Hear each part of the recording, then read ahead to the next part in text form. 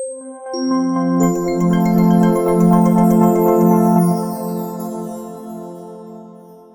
everyone, I am back.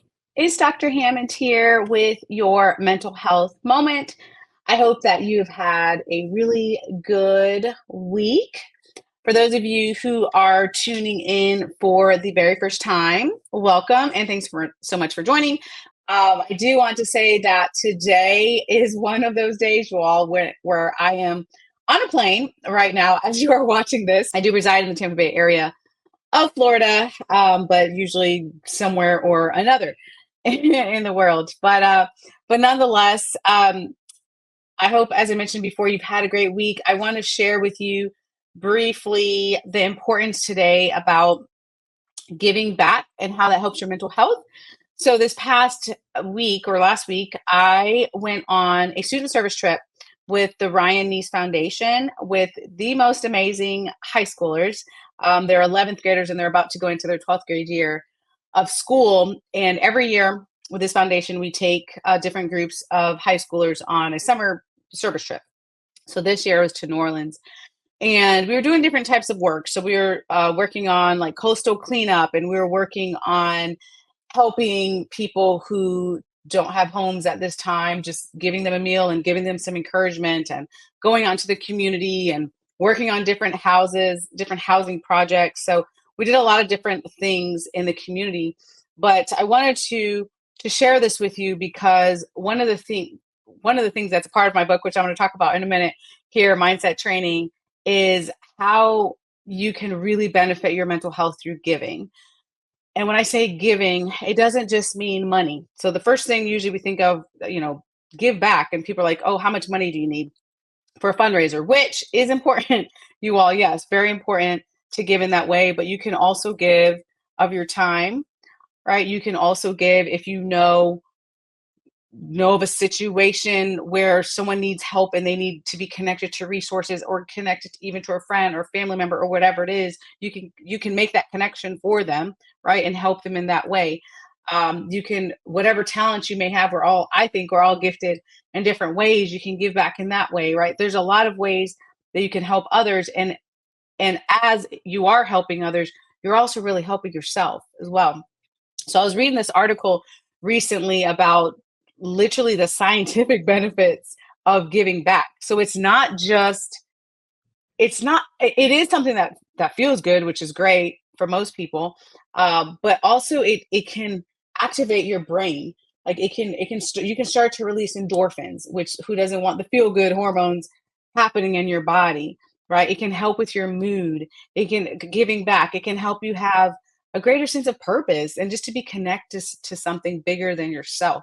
So I wanted to remind you of how important it is. And I just strongly encourage you today to think about it's really the smallest things, you all, sometimes that makes so big of a difference. So I strongly encourage you to think about, man, how can I help someone around me?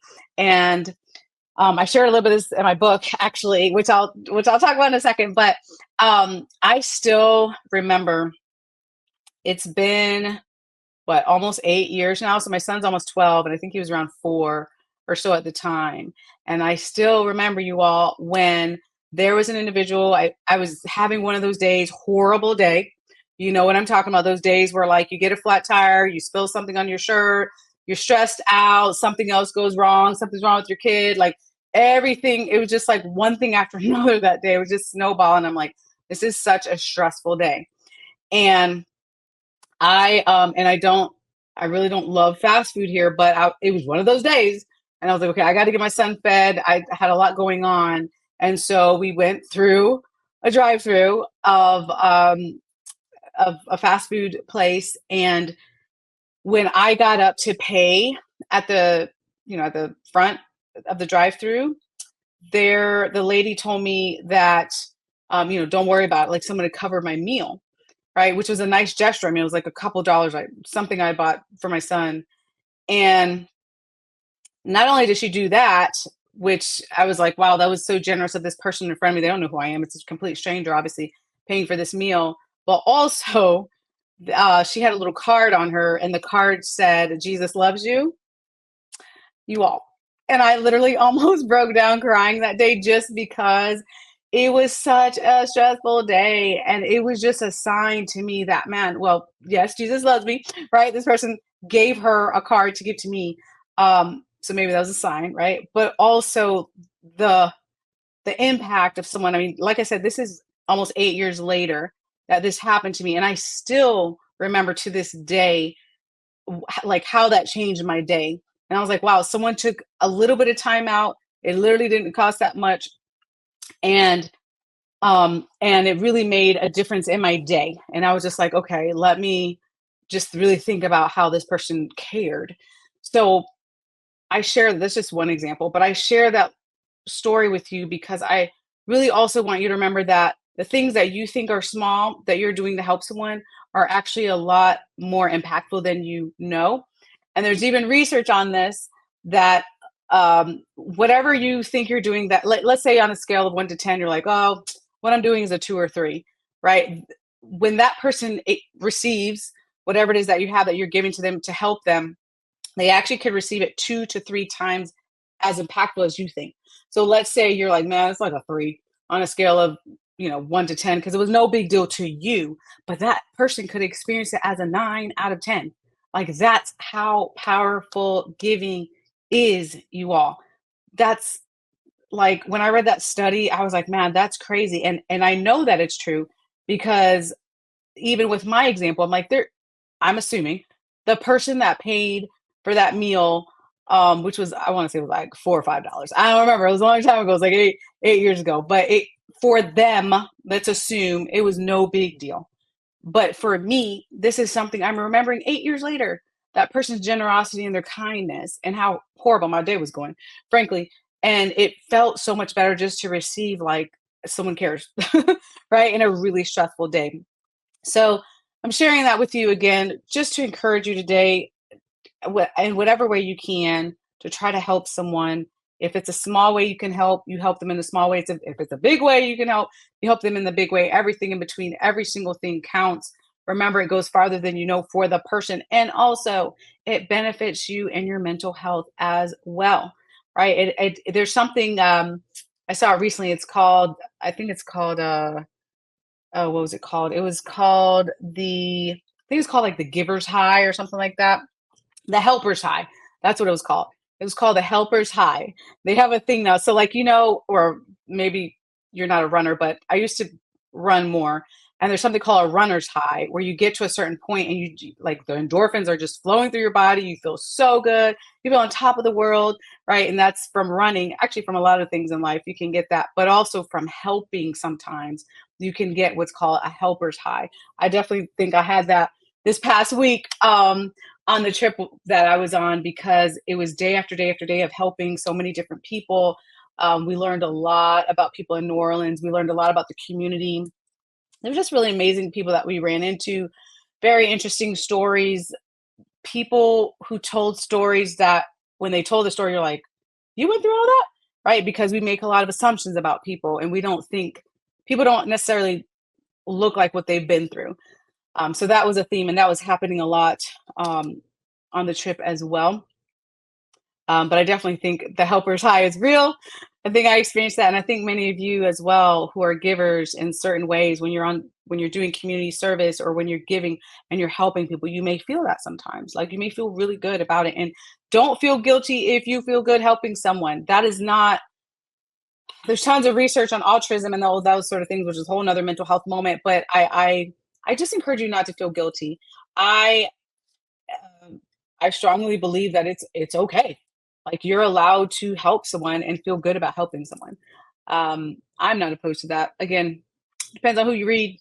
I'm not opposed. I'm giving you permission. So help as many people as you can. Help as many people as you can in the ways that you can, because every single thing counts. It's benefiting you because you can feel good about it, but it helps your mental health. But it's also benefiting a lot of people around you.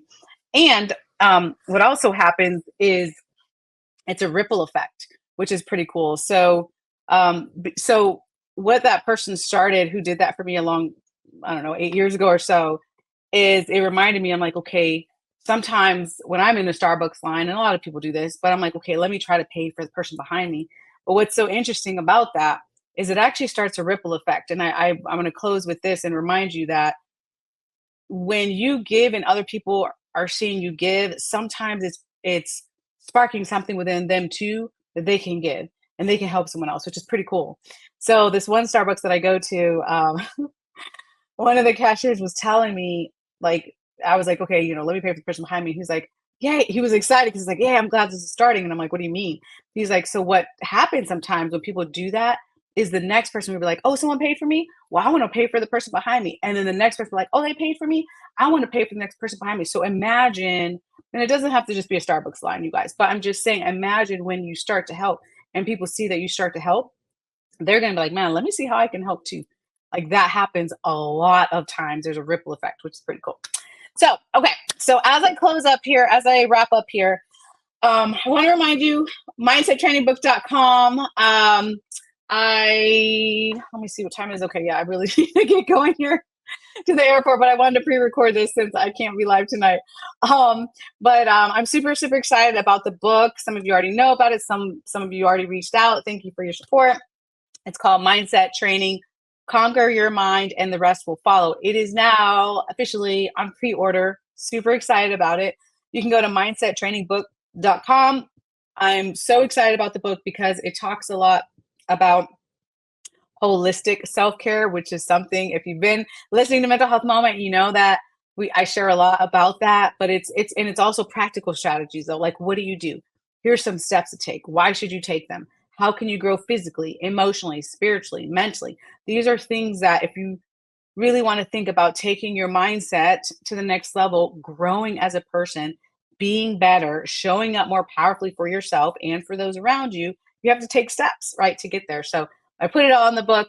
I'm super excited about it, like I said, but mindsettrainingbook.com is where you can go to pre-order the book. There's also a ton of free goodies, if you will, bonuses for pre-ordering the book. And thanks again for your support. You can also reach out, drnekeshiahammond.com. I will be back. Have an amazing week. Be blessed. Reach out and help someone.